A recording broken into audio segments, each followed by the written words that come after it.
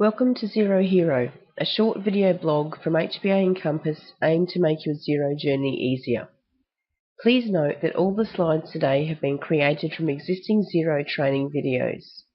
Xero has rapidly changed in the past few years, so sometimes the pictures that are used are old screenshots or overseas versions. Where possible, each session is followed up by a live demonstration. If you have any queries regarding any content delivered today, feel free to contact me via email, victoria@hbaencompass.com.au or phone 0754 44 7094. Welcome to editing or importing the chart of accounts. So let's have a quick look at importing and editing the chart of accounts. As we've mentioned previously, the chart of accounts is a list of codes that traditionally accountants and bookkeepers have used to make use of where you code your expenses to. People coming from a QuickBooks background quite often don't have account numbers, they just have account names. Those with Maya will be very used to account numbers. Xero will work under both systems, but every account does need a code. So we've seen the chart of accounts previously in different sections, but as we know, you can look at all accounts, your assets, liabilities, and whatever they happen to be. So you can go in there. When you set Xero up, it comes with a default set. You can add your own, or you can import them from another system. And that's just a matter of the top hitting on the import button. And then the same process will go through exactly the same as what we were doing before with the contacts and with the CSV. There is a template there you can download and cut and paste them from your other accounting system. You can also add them manually, as we've talked about in previous weeks. And you can edit them. And I think probably everyone here has seen it before, but it's a matter of when you're in your chart of accounts, clicking on it, and then you can edit it. You can actually edit the account type, and you can edit the name and all these little buttons down the bottom.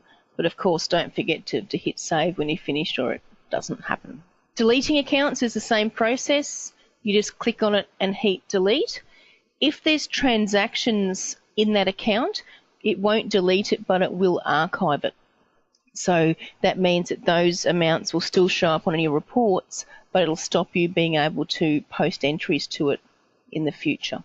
And again, you can go into archives and click them and restore them.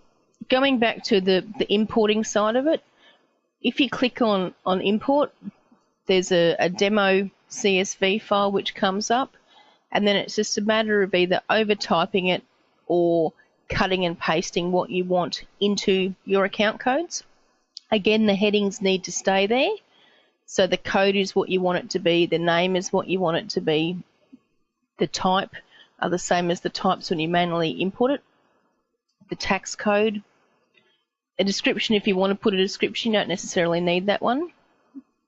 These columns here, the dashboard, the expense claims, and the enable payments, are the little tick boxes that are down the bottom when you add an account. So it's to whether you want them to show on your dashboard, whether you want to allow them for expense claims if people are using the expense claim option, and whether you're going to enable payments to that account. It's pretty self-explanatory. The only thing to watch there that it will actually archive any transactions or any accounts that you already have if you do an import. So if you're doing an import to bring additional ones in or to change things, it does muck it up fairly well. So just be very careful with this function.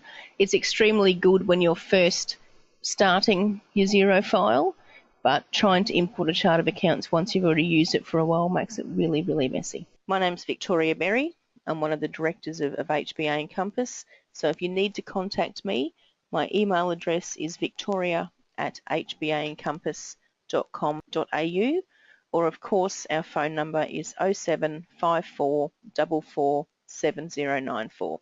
Thanks for listening.